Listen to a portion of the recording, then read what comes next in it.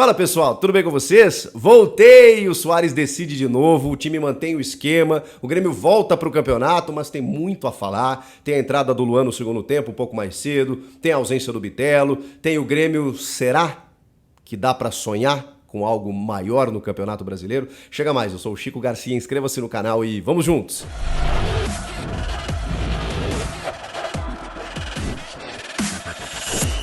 Só uma satisfação para minha audiência aqui, né? Fiquei alguns dias off.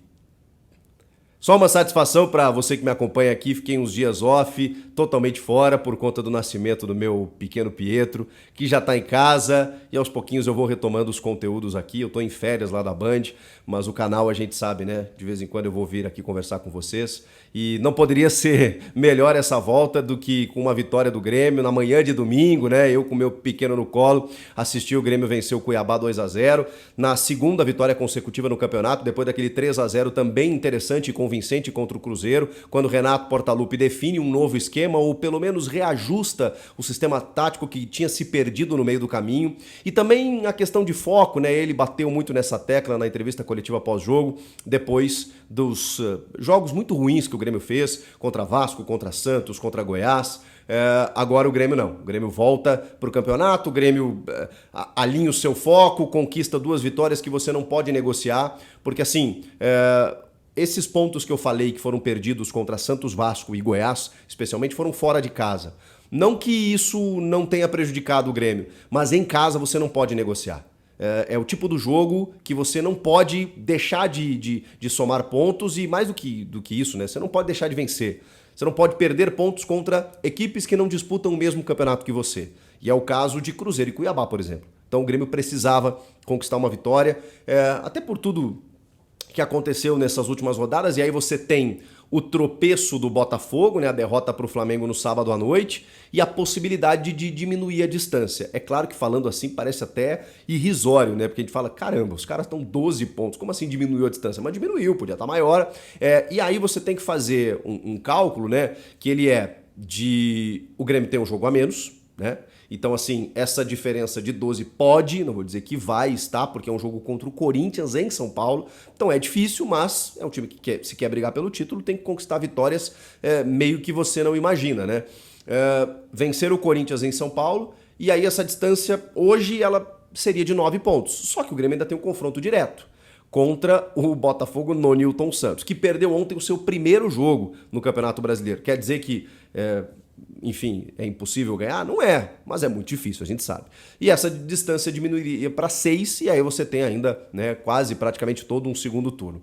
É muito complicado ainda, o Botafogo já caiu da Sul-Americana, ou seja, o foco dos caras agora é totalmente o Campeonato Brasileiro, é ser campeão, mas tem uma pressãozinha lá, né? O Bruno Lage, digamos, não tem o mesmo aproveitamento, né, do que o Luiz Castro, a torcida está cobrando algumas situações, mas enfim, ainda é um time muito forte, com grandes valores e é muito complicado, o Renato falou, né, numa campanha fora da casinha, e é mesmo, porque tem um campeonato rolando do 2º ao 20º, e tem outro campeonato que é o Botafogo que disputa, né, cara? Porque, cara, é inacreditável. Palmeiras, que faz tem uma campanha, um aproveitamento espetacular, tá com 40 pontos, e o Botafogo tá com 51.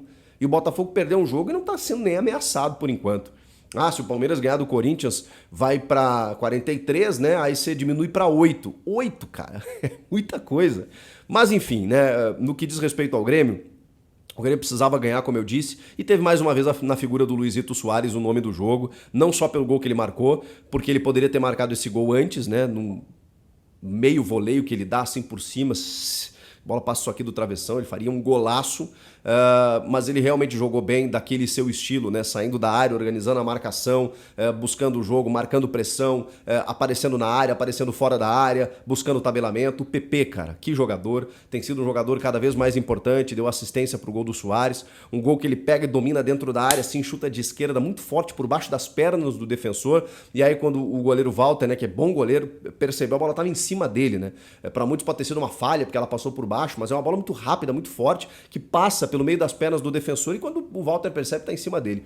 Então achei que foi um belo gol. Ele teve outras possibilidades. No segundo tempo ele dá um chapéu e consegue a finalização, mas ela vai centralizada, bem onde o Walter tá, né? Falando em goleiro, o Grêmio promoveu a estreia do Kaique. O Kaique Cat Black, como carinhosamente é chamado. Sempre gostei muito desse goleiro, tá? Não é porque ele tá vestindo as cores do Grêmio.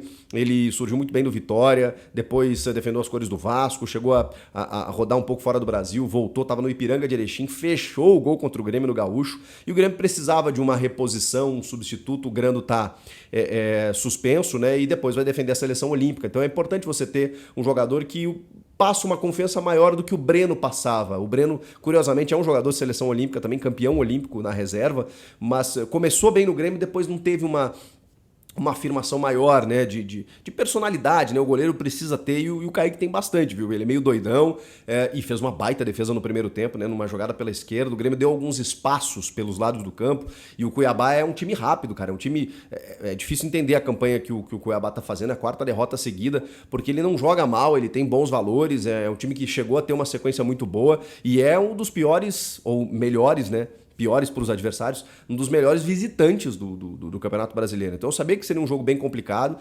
O Daverson não teve tanto espaço, e aí a gente precisa destacar o poder defensivo do Grêmio. Embora alguns espaços pelos lados, o Kaique fez essa defesa no primeiro tempo, depois ele tem algumas saídas de bola e tal, mas o Grêmio conseguiu proteger bem a área. E isso tem muito a ver com o jogo de um cara que eu sou crítico e que fez um excelente jogo, na minha opinião, defensivamente. Chama-se Reinaldo.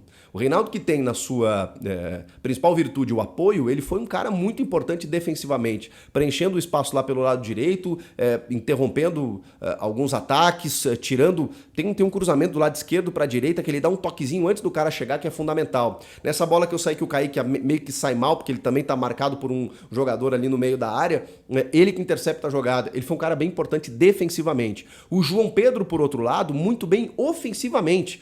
Que o Renato esqueça a história do Fábio, cara. Acho que o Fábio, sim, enfim, pode ser um jogador que tem uma história, é técnico, sofre muito com lesões, né? Mas o João Pedro, para mim, desde que chegou, é o melhor lateral direito que o Grêmio tem. E aí o Grêmio tem dois zagueiros, né? O Jeromel machucou, mas daqui a pouco volta de novo. O Kahneman e o Rodrigo Eli. O Rodrigo Eli acho que tá super afirmado. O Grêmio ganhou muitas opções ali, porque o Bruno Alves estava na reserva, e o Bruno Alves é um titular desse time, que pode ser titular a qualquer momento. O Bruno Vini, cara, tava fazendo uma grande temporada, só que aí chega o Rodrigo Eli, de rodagem internacional, e o cara meio que toma conta da posição. E aí você tem o Jeromel, que quando tiver 100% é ele que joga, e o Walter Kahneman, que precisa ser estudado, né? O Walter Kahneman é um negócio inacreditável. Para quem viu o jogo, o cara termina o jogo com a cara arregaçada, ensanguentada, com algodão saindo pelo nariz, um papel assim todo ensanguentado, e ele continuando jogando. Ele tomou um cotovelaço no nariz, né, em cima aqui, começou a sangrar, ele meteu um negócio ali, o torcedor do Grêmio já conhece, né? Quando ele vê aquela história, né, o Kahneman caiu meio desacordado, né? O Davidson ficou preocupado, pedindo atendimento médico. Eu falei assim, cara, o Kahneman não vai sair. O Bruno Alves aquecendo, eu falei, o Kahneman não vai sair. Cara, ele só vai sair se os caras chutarem ele, tipo assim, você vai sair porque, né, tem risco de concussão, sei lá o quê. Porque senão ele vai ficar no jogo. E foi o que aconteceu. Ele ficou um papel pendurado, porque não pode ficar sangrando em campo, né? Jogando, finalizando, caçou o Davidson, não deixou o Davidson chutar quando ele recebeu uma bola na entrada da área. Ele foi indo, até que o Davidson não conseguia a finalização, e o sistema defensivo do Grêmio trabalhando muito bem. Com o Vila Sante também à frente da defesa, que tá jogando cada vez melhor. Que jogador esse paraguaio. Carbajo, hein?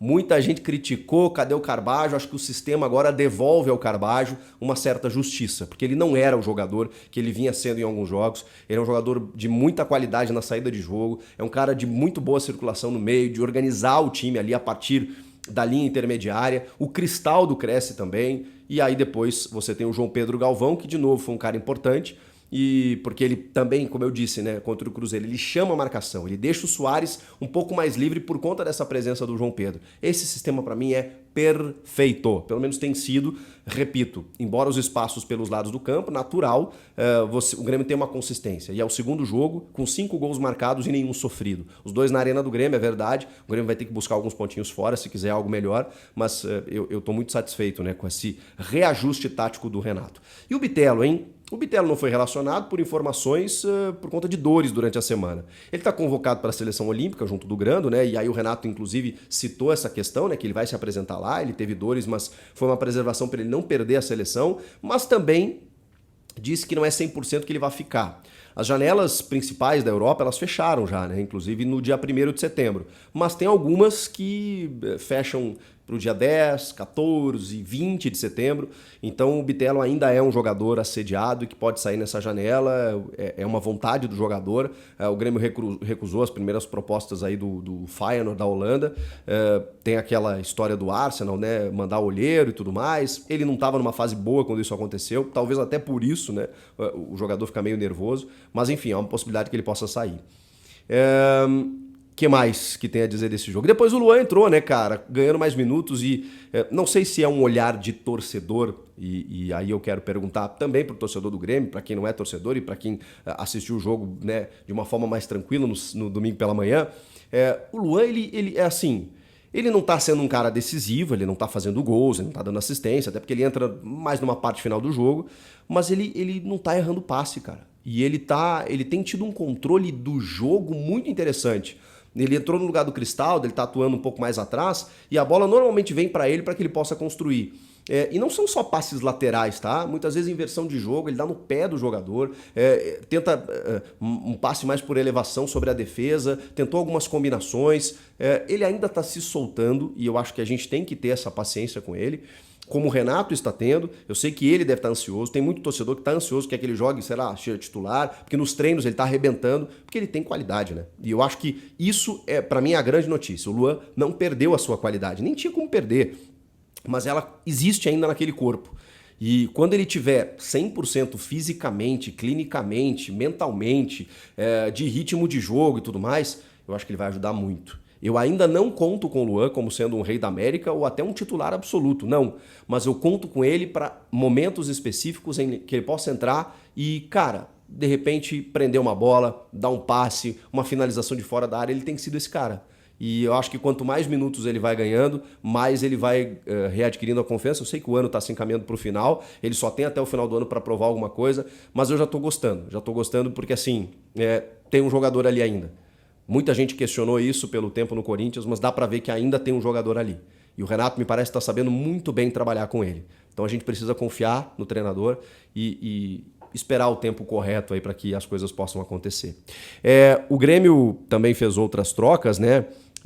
No segundo tempo, até o Iturbe ganhou chance, e o Renato bate muito nessa tecla, né, de que todo mundo vai ter oportunidade, vocês têm que aproveitar, aquela coisa toda. Acho que o Ferreirinha entrou muito bem, e o Everton Galdino, que assim, foi um jogador que ficou arquivado durante um tempo, entrou recentemente, foi até criticado, né, o Renato por conta disso, porque, de repente o cara virou solução, mas ele entrou bem, viu? Entrou bem atacando o espaço, fazendo um facão, uma bela jogada pelo lado esquerdo, muito bem trabalhada, e no cruzamento do Reinaldo, que, como eu disse, foi muito bem defensivamente e ainda deu uma assistência. Acho que dá pra chamar de assistência, né? O gol foi contra, mas ele faz um cruzamento, o Galdino testa, assim, queima a roupa, o Walter faz a defesa e na sequência o Riquelme, lateral esquerdo, acaba empurrando para dentro do gol, mas foi uma jogada com muito mérito, tanto do Reinaldo quanto do Galdino, chegando na área, e especialmente por essa jogada trabalhada pelo lado esquerdo. O Grêmio tá voltando a encontrar aquele jogo de troca de passes, de aproximação, de entendimento, de entrosamento. Tá muito legal de ver. Assim como o Luizito Soares, né? O Luizito Soares comandando o jogo, as ações, sendo capitão do time, quando ele sai aos 45 do segundo, ovacionado pela torcida. Acho que a gente tem aí mais 7 jogos, se eu não me engano, em casa, é muito pouco, né? E são 7 jogos para o torcedor ver um dos maiores jogadores da história do futebol aqui, vestindo a camisa do Grêmio, a 9 do Grêmio, fazendo gols importantes. Nem tô pensando aqui no título brasileiro, porque realmente acho que é uma utopia por enquanto. O Grêmio tem que disputar o G4, quem sabe um vice-campeonato, que dentro desse campeonato vai ser praticamente um título, praticamente não vai ser um título, mas tem que ser muito comemorado sim, até pelo contexto, vindo da Série B, montando um time do zero. Então é nisso que o Grêmio tem que pensar e finalizar o ano aí com boas perspectivas para 2024. O que vocês acharam do jogo? Comentem aqui, vou voltar para curtir meu moleque. Daqui a pouco eu volto na próxima. Sejam todos bem-vindos. Inscreva-se no canal e valeu. Tchau!